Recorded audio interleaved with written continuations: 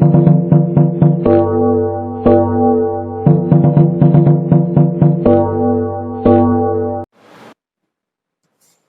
Students, welcome to कैम्वेदा। और I hope कि आप सभी बहुत मस्त होंगे घर में अपने और मज़े कर रहे होंगे, अच्छे भले पढ़ाई भी कर रहे होंगे साथ के साथ। तो सबसे पहले तो आप सभी को हैप्पी इंडिपेंडेंस डे। और आई होप कि आप सभी अगर स्कूल में होते तो उसका वेट कर रहे होते कि कोई फंक्शन होता हमारे स्कूल में या छुट्टी होती, लेकिन अब तो आपको घर पे ही रहना पड़ेगा। तो चलिए, कोई बात नहीं, घर पे बैठ के ही आप इंडिपेंडेंस डे बनाइएगा। अब बात करते हैं टॉपिक की हमारे आज की। और आज का जो हमारा टॉपिक है बेसिकली वो आपका लास्ट टॉपिक माना जाता है सॉलिड स्टेट का, और मैं लास्ट ही बताऊंगा उसको भी, लेकिन उसके बावजूद अगर एक दो टॉपिक और हैं जो कंपटीशन में आते हैं वो भी मैं आपको डिस्कस जो है वो करवाऊंगा। ओके, तो आज की हम टॉपिक ही स्टार्ट करते हैं। कल मैंने आपको कहा था कि हमें दो तरह की सॉलिड की प्रॉपर्टी पढ़नी है। एक तो पढ़नी है हमें इलेक्ट्रिकल प्रॉपर्टी और एक हमें पढ़नी है मैग्नेटिक प्रॉपर्टी। उसमें से इलेक्ट्रिकल प्रॉपर्टी जो है वो हमने पढ़ ली थी, तो आज हमारे पास जो है वो हमारे पास मैग्नेटिक प्रॉपर्टी है। तो पहले आज हम डिस्कस करेंगे about the magnetic property of the solid. Okay, चलिए, magnetic property of the solid.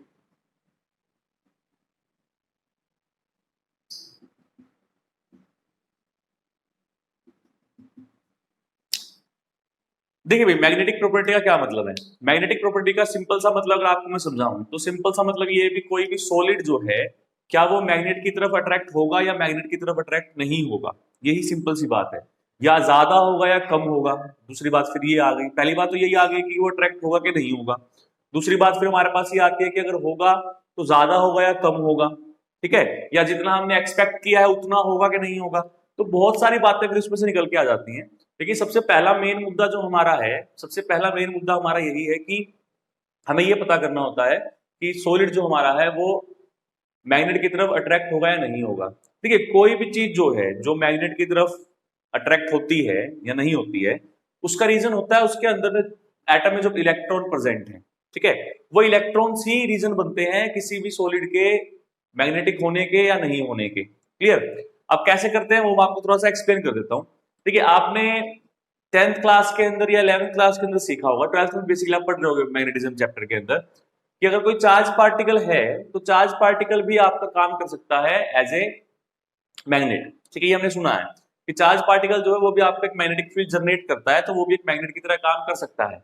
वही काम हम अप्लाई कर रहे हैं, वही कंसेप्ट हम अप्लाई कर रहे हैं एटम्स के इलेक्ट्रॉन्स पे, क्योंकि हमारे एटम के अंदर इलेक्ट्रॉन चार्ज पार्टिकल है और वो मूव कर रहे हैं। दूसरी बात ये भी है कि जब चार्ज पार्टिकल मूव करता है, मोशन में होता है, तभी वो मैग्नेटिक फील्ड जनरेट करता है।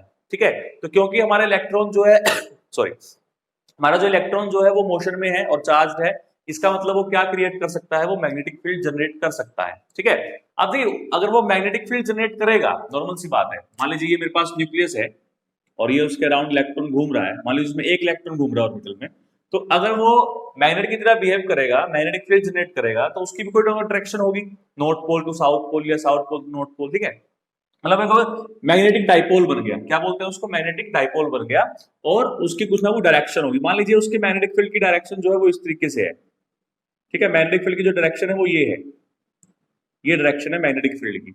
अब अगर इसको मैं किसी एक्सटर्नल मैग्नेट की प्रेजेंस में रखता हूं, अगर मैं इसको किसी एक्सटर्नल मैग्नेट की प्रेजेंस में रखता हूं और उसकी डायरेक्शन भी यही है मैग्नेट की, इलेक्ट्रिक फील्ड की, तो उससे होता ये है कि ये जो पार्टिकल आपका है, ये जो एटम आपका है, ये इसकी तरफ अट्रैक्ट होगा। ठीक है, अगर दोनों की मैग्नेटिक फील्ड सेम डायरेक्शन में है तो वो जो कंपाउंड आपका है या वो जो एटम आपका है, वो सॉलिड जो आपका है, वो मैग्नेट की तरफ अट्रैक्ट होगा। लेकिन अगर इसकी डायरेक्शन इसके बिल्कुल अपोजिट होती तो ये इसको अपोज करती तो शायद वो उतना अट्रैक्ट ना होती जितना अट्रैक्ट होनी चाहिए। मैंने कहा था कि होगी नहीं, होगी, लेकिन उतनी नहीं होगी जितनी होनी चाहिए थी। होता है मैग्नेट के जो मैग्नेटिक फील्ड की मैग्नीट्यूड है वो ज्यादा हो, तो थोड़ा बहुत तो कैंसिल इसको कर देगा इलेक्ट्रॉन, ठीक है, लेकिन उसके बावजूद हो सकता है थोड़ा बहुत ही अट्रैक्ट हो। अब दूसरी बात और क्या हो सकती थी कि भाई मान लीजिए इसमें एक इलेक्ट्रॉन और होता। अब हमें ये पता है भाई इलेक्ट्रॉन जो है वो दो तरीके से, एक ही ऑर्बिटल में दो तरीके से मोशन करते हैं। अगर एक इलेक्ट्रॉन आपका क्लॉकवाइज घूम रहा है तो दूसरा इलेक्ट्रॉन आपका एंटी क्लॉकवाइज घूमेगा। ओके, तो मान लीजिए अगर ये इलेक्ट्रॉन आपका क्लॉकवाइज घूम रहा है और क्लॉकवाइज घूमने से इसकी डायरेक्शन ये बन रही है एटम के अंदर, तो इस इलेक्ट्रॉन की कैसे बनेगी, ये बनेगी। अब दोनों क्योंकि एक ही ऑर्बिटल में है, ऑर्बिटल तो बहुत छोटा सा होता है और अपोजिट डायरेक्शन में मैग्नेटिक फील्ड है, लेकिन क्योंकि चार्ज सेम है तो मैग्नेटिक फील्ड की वैल्यू भी सेम होगी, तो उससे क्या होगा, उससे ये मैग्नेटिक फील्ड एक दूसरे को क्या कर देंगे, कैंसिल कर देंगे। तो इस केस में एटम के ऊपर किसी तरह की कोई मैग्नेटिक फील्ड नहीं है। अगर कोई मैग्नेटिक फील्ड नहीं है तो इस मैग्नेटिक फील्ड का कोई असर नहीं पड़ेगा, ना तो ये इसको अपोज करेगी ना ही इसकी तरफ अट्रैक्ट होगी। तो ऐसे सॉलिड भी हो सकते हैं जहां पर जो सॉलिड आपके हैं वो मैग्नेट की तरफ ना तो अट्रैक्ट हो रहे हैं ना रिपेल हो रहे हैं, कुछ भी नहीं हो रहा है। एक तरह से कैसे रिपेल हो रहे हैं, बट रिपेलमेंट भी सही नहीं है, हम कह रहे हैं वो कुछ भी नहीं कर रहे हैं, कोई एक्शन ही नहीं कर रहे हैं। ऐसा कब हुआ, जब इलेक्ट्रॉन पेयर में थे। सभी ऑर्बिटल्स में अगर इलेक्ट्रॉन पेयर में होंगे तो ऐसा हो सकता है, लेकिन अगर कोई इलेक्ट्रॉन सिंगल है, अनपेड इलेक्ट्रॉन बचा हुआ है, तो अनपेड इलेक्ट्रॉन के केस में क्या हो सकता है, अनपेड इलेक्ट्रॉन के केस में वो कुछ ना कुछ मैग्नेटिक बिहेवियर जो है वो शो कर सकता है। समझ में आ रही है बात? तो ये रीजन हो गया जिसकी वजह से हम ये कह सकते हैं कि सॉलिड जो है वो आपके मैग्नेटिक प्रॉपर्टी शो करते हैं। रीजन है इलेक्ट्रॉन्स का घूमने का। अगर सिंगल इलेक्ट्रॉन है तो अलग बिहेवियर आ रहा है, डबल इलेक्ट्रॉन है तो अलग बिहेवियर आ रहा है। कंसेप्ट समझ में आया? तो इसी बेस पर हमने सारे के सारे सॉलिड को 5 कैटेगरी के अंदर बांट दिया है। अब वो 5 कैटेगरी कौन कौन सी है हमें वही समझना है सिर्फ, कि 5 ऐसे कौन कौन से टाइप बन सकते हैं सॉलिड के, जो हमें समझने हैं। ओके, समझ में आ गया? तो मैं इसको साफ कर लेता हूं और आपको टाइप्स जो है वो सॉलिड के बता देता हूं। ठीक है, चलिए।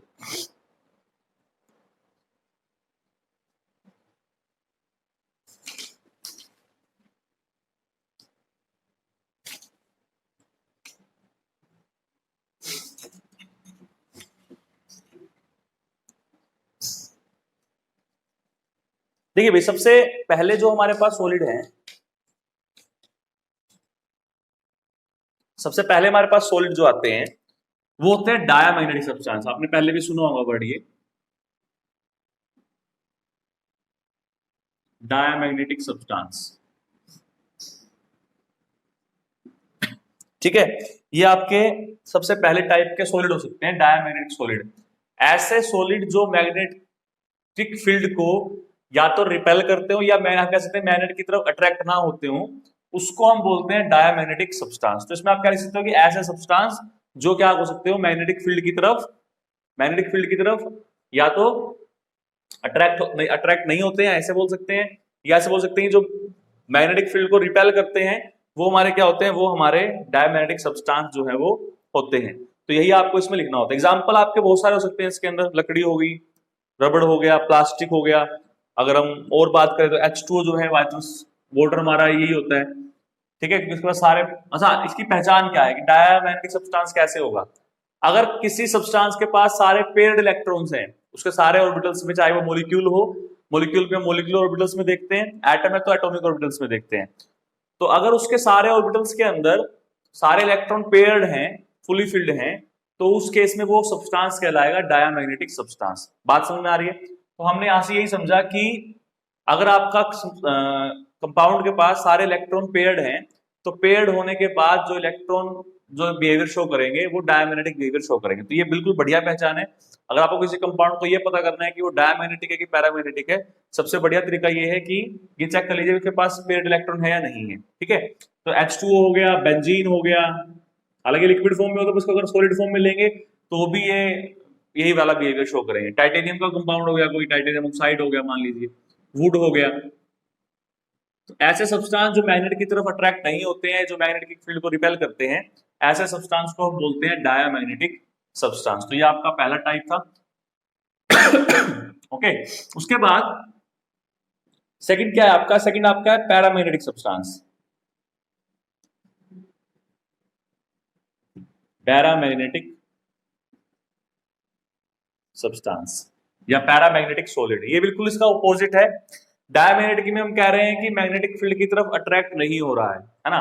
लेकिन पैरामैग्नेटिक सब्सटेंस में क्या होता है कि वो जो कंपाउंड आपका है, जब हम उसको मैग्नेटिक फील्ड में रखते हैं, एक्सटर्नल मैग्नेटिक फील्ड में रखते हैं, तो मैग्नेट की तरफ अट्रैक्ट होता है। तो ऐसे सभी सब्सटेंस जो आपके मैग्नेट की तरफ अट्रैक्ट होते हैं या मैग्नेटिक फील्ड की तरफ अट्रैक्ट होते हैं, जब उसको हम एक्सटर्नल मैग्नेटिक फील्ड में रखते हैं, तो ऐसे सब्सटेंस को कहा जाता है पैरामैग्नेटिक सब्सटेंस। ठीक है, बहुत सारे हो सकते हैं एग्जाम्पल आपके, कुछ भी हो सकता है।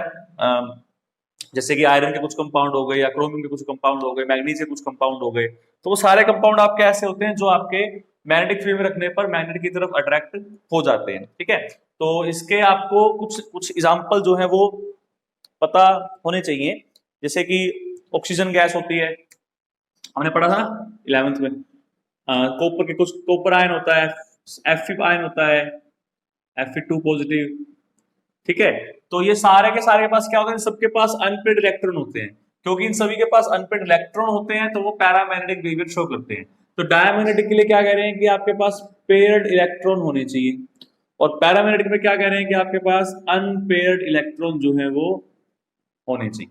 ठीक है, बात समझ में आ रही है? तो ये आपके दो सब्सटेंस तो हो गए, दैट इज डायमैग्नेटिक और पैरामैग्नेटिक सब्सटेंस। यहां तक तो आपने पढ़ा हुआ है। इसके बाद जो पढ़ना है हमें, अब मैं आपको वो डिस्कस करवाता हूं कि और कौन कौन से टाइप के सॉलिड जो है वो हो सकते हैं। पहले इसको हम साफ कर लेते हैं। ठीक है, चलिए देखिए भाई, नेक्स्ट जो हमारे पास टाइप है, नेक्स्ट हमारे पास टाइप बहुत इंपॉर्टेंट टाइप है, बहुत काम की है। नेक्स्ट आपकी है फेरोमैग्नेटिक सब्सटेंस। Ferromagnetic substance. ठीक है, तो ये आपके फेरोमैग्नेटिक सब्सटेंस के बारे में बात हो रही है कि व्हाट इज फेरोमैग्नेटिक सब्सटेंस।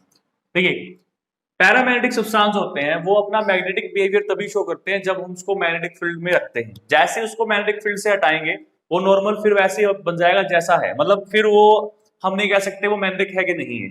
ठीक है, लेकिन कुछ सब्सटेंस ऐसे होते हैं जो वो अगर हम मैग्नेटिक फील्ड में रखते हैं तो मैग्नेटिक फील्ड में तो मैग्नेट की तरह बिहेव करते हैं। जैसे आयरन है, आयरन का टुकड़ा है, जब आप बच्चे थे तो आप कहते थे मैग्नेट के साथ खेलते थे आयरन के साथ, तो आयरन को जब आप मैग्नेट के प्रेजेंस में जाते थे तो आयरन मैग्नेट की तरफ चिपकता था ना। लेकिन जैसे ही वो दूर करते थे मैग्नेट से तो वो फिर नॉर्मल बन जाता था, फिर वो कोई मैग्नेटिक प्रॉपर्टी शो नहीं करता था, है ना। लेकिन कुछ सॉलिड ऐसे होते हैं कि एक बार उसको आप मैग्नेटिक फील्ड के कॉन्टेक्ट में ले आओ और वो मैग्नेट की तरफ अट्रैक्ट हो जाएगा, और जब उसको आप मैग्नेट को हटाओगे तो जो सब्सटेंस आपके पास था, जो सॉलिड आपके पास था, वो आपका मैग्नेट ही बन जाएगा, वो आपका मैग्नेट ही बन जाएगा। तो ऐसे सब्सटेंस जो इन द प्रेजेंस ऑफ, तो in the presence of magnetic field तो मैग्नेटिक अट्रैक्ट हो ही रहे हैं, लेकिन अगर आप सॉरी अगर आप मैग्नेटिक फील्ड को हटा देते हो तो मैग्नेटिक फील्ड हटाने के बाद भी अगर वो मैग्नेट की तरह बिहेव करता है तो ऐसे सब्सटेंस को हम बोलते हैं फेरोमैग्नेटिक सब्सटेंस। तो बात समझ में आ गई क्या होती है कि इन द प्रेजेंस तो वो मैग्नेटिक फील्ड की तरफ अट्रैक्ट होंगे ही होंगे, मैग्नेट की तरह बिहेव करेंगे, लेकिन अगर in the absence of magnetic field they are behaving like a magnet, that's why they are called ferromagnetic substance। तो ये बात समझ में आ गई, तो मैं आपको समझा रहा हूं क्या कहते हैं, डेफिनेशन समझ आ गई आपको क्या कहते हैं कि on applying magnetic field they behave like a magnet,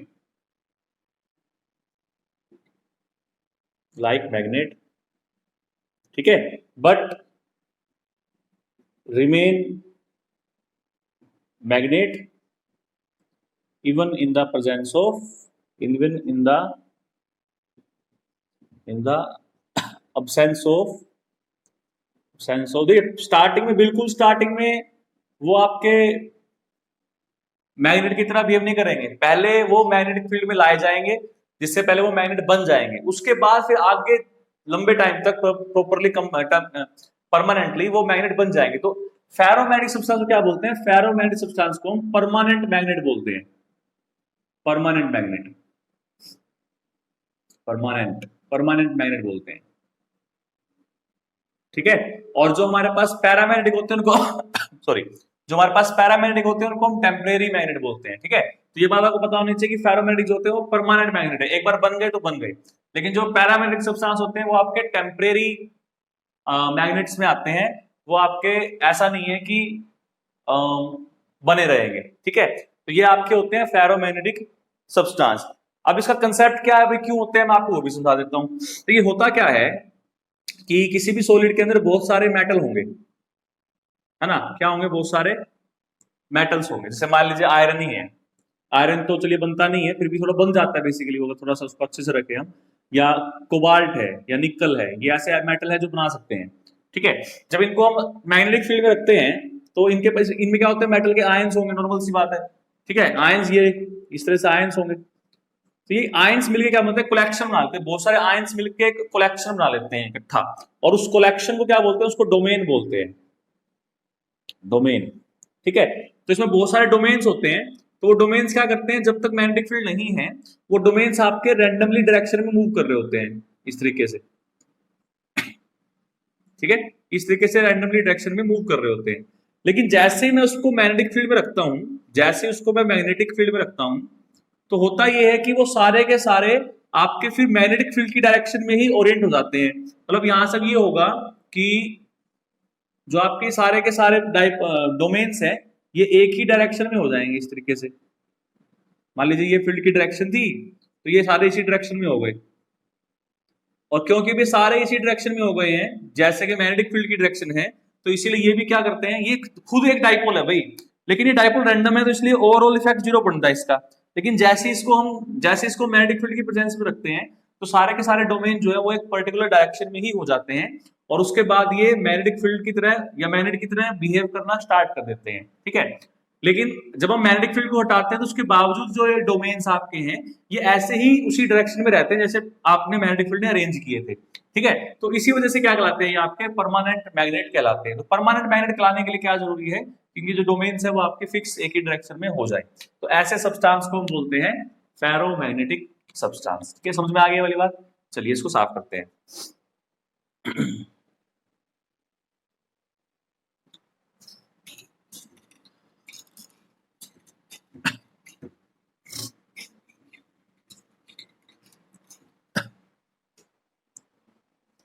next है आपके anti ferromagnetic substance. Anti ferromagnetic substance.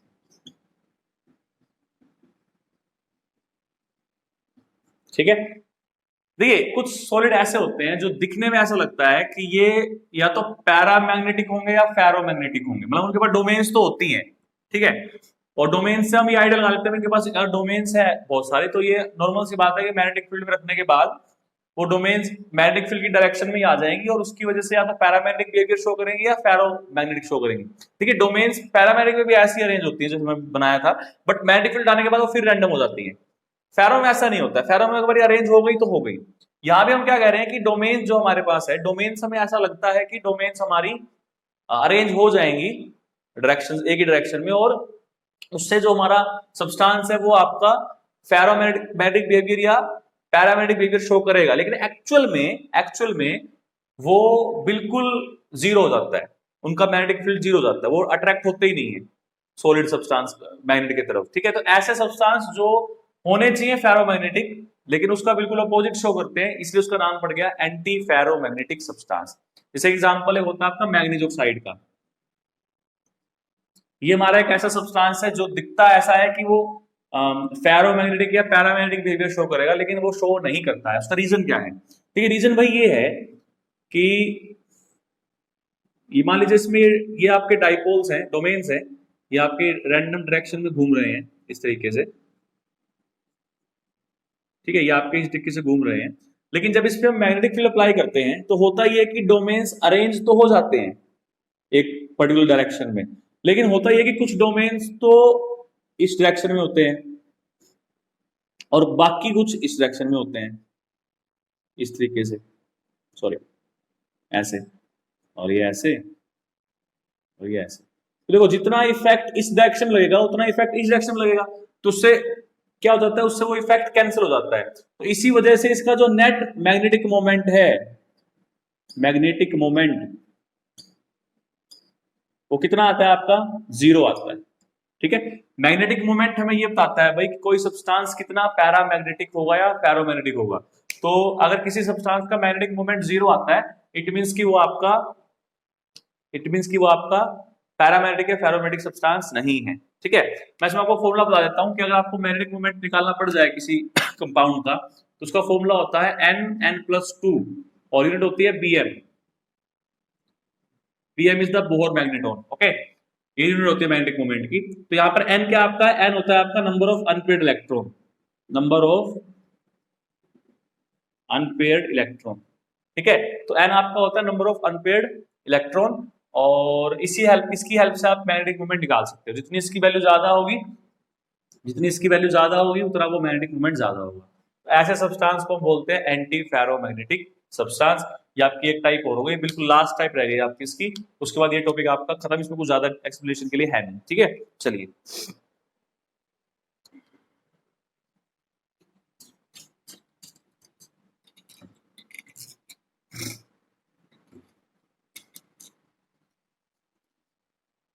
जो लास्ट आपका है फेरी मैग्नेटिक सब्सटेंस।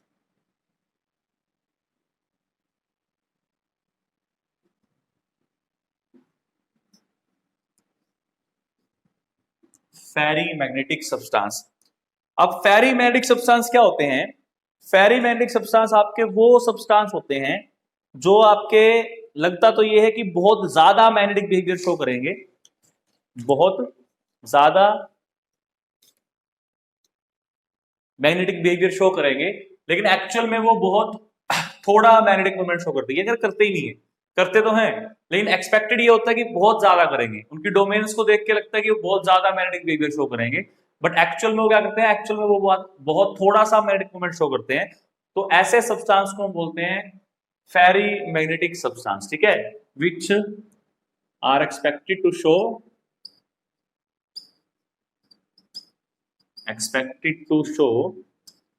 large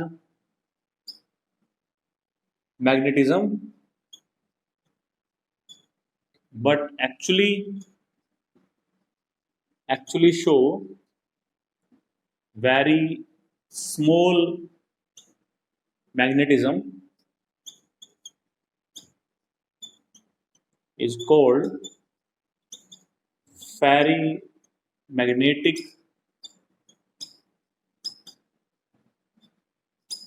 substance. ठीक है, तो ऐसे सब्सटेंस जो लगता तो ये है कि बहुत ज्यादा मैग्नेटिज्म शो करेंगे, बट एक्चुअल में वो बहुत स्मॉल मैग्नेटिज्म शो करते हैं। तो ऐसे सब्सटेंस को हम बोलते हैं फेरी मैग्नेटिक सब्सटेंस। इसमें खासकर जो आपके कंपाउंड्स होते हैं वो आपके होते हैं, कुछ मेटल साइंस होते हैं आपके। जैसे मान लीजिए आपको मैंने स्पाइनल बताया था ना, इनवर्स स्पाइनल और नॉर्मल स्पाइनल बताए थे, तो वैसे कुछ फॉर्मूला होता है। जैसे मान लीजिए आपका ये Mg है, Mg2 पॉजिटिव होता है ना, तो Mg यहां पर लिख लीजिए Fe2O4। तो इस तरह का जो कंपाउंड होते हैं, Mg भी हो सकता है, Mg के अलावा आपके और भी मेटल आयन हो सकते हैं, जैसे कि कॉपर हो गया, जिंक हो गया, आप कॉपर ले सकते थे यहाँ CuFe24। ठीक है, या फिर आप जिंक ले सकते थे ZnFe24। तो ये सारे के सारे आपके सॉलिड ऐसे होते हैं जो आपके फेरी मैग्नेटिक बिहेवियर शो करते हैं। इनकी डोमेन्स को देख के लगता है कि बहुत ज्यादा मैग्नेटिक बिहेवियर शो करेंगे, बट एक्चुअल में ये बहुत थोड़ा मैग्नेटिक बिहेवियर शो करते हैं। तो ऐसे सब्सटेंस को हम बोलते हैं फेरी मैग्नेटिक सब्सटेंस। तो ये आपके 5 तरह के सॉलिड थे जो आपका अलग अलग बिहेवियर जो है वो शो करते हैं। आई होप कि आपको ये समझ में अच्छे से आए हो। इसमें से ज्यादा कोई क्वेश्चन आता नहीं है, 2 एग्जाम्पल ही आते हैं आपको जो आपको याद करने होते हैं, तो आप इन एग्जाम्पल्स को बुक से भी अपनी याद कर सकते हो। बस आपको मैथड समझ में आना चाहिए कि टॉपिक क्या है। जब आप बुक पढ़ोगे तो बुक में आपको एग्जाम्पल मिल जाएंगे अच्छे अच्छे, जितने भी बहुत सारे एग्जाम्पल ढूंढ सकते हो आप, आपके पास गूगल अवेलेबल है। ये नहीं कि सारे एग्जाम्पल मैं ही बताऊंगा, कितने एग्जाम्पल ढूंढ लीजिए, आप, आपकी मर्जी है। बस आपको ये लिखना एग्जाम्पल हो फेरोमैग्नेटिक, एग्जाम्पल हो फेरोमैग्नेटिक, तो उससे आप खुद ही बहुत सारे अपने आप ही याद हो जाएंगे। ठीक है, तो ये आपके 5 टाइप के सॉलिड थे on the basis of their magnetic properties. अब इसको साफ करते हैं और नेक्स्ट टॉपिक देखते हैं आपको क्या करवाना है। देखिए भाई, जो हमारे सीबीएसई बोर्ड के स्टूडेंट्स हैं जो बोर्ड एग्जाम की प्रिपरेशन कर रहे हैं, उनके लिए तो चैप्टर यहाँ तक कंप्लीट हो गया, उनके लिए और कुछ आगे ऐसा है नहीं। लेकिन जो बच्चे नीट और जेई के लिए प्रिपरेशन कर रहे हैं उनके लिए अभी एक टॉपिक और थोड़ा सा रहता है, तो वो टॉपिक के लिए मैं एक वीडियो डालूंगा, बस वो आपकी लास्ट वीडियो होगी सॉलिड स्टेट की। उसके बाद सॉलिड स्टेट हमारा कंप्लीट हो जाएगा, तो उसके बाद हमारी कोई वीडियो नहीं आएगी सॉलिड स्टेट से रिलेटेड अभी। तो फिर हम नेक्स्ट चैप्टर करेंगे। लेकिन जो बोर्ड की प्रिपरेशन कर रहे हैं उनके लिए यहाँ तक का टॉपिक कंप्लीट हो गया है, यहाँ तक में वो शायद सब कर सकते हैं। बट अगर वो चाहते हैं कि हम भी देख लें कि आगे एडवांस में से क्या टॉपिक करवाते हैं, तो मोस्ट वेलकम, आप आइए, देखिए, समझिए, सीखिए, बहुत बड़ी अच्छी बात है।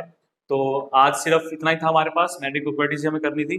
तो कल वाले वीडियो में मैं आपको करवाऊंगा एडवांस कंपटीशन के कुछ टॉपिक, ज्यादा नहीं है, 1-2 टॉपिक ही है बस, और ज्यादा मुश्किल भी नहीं है।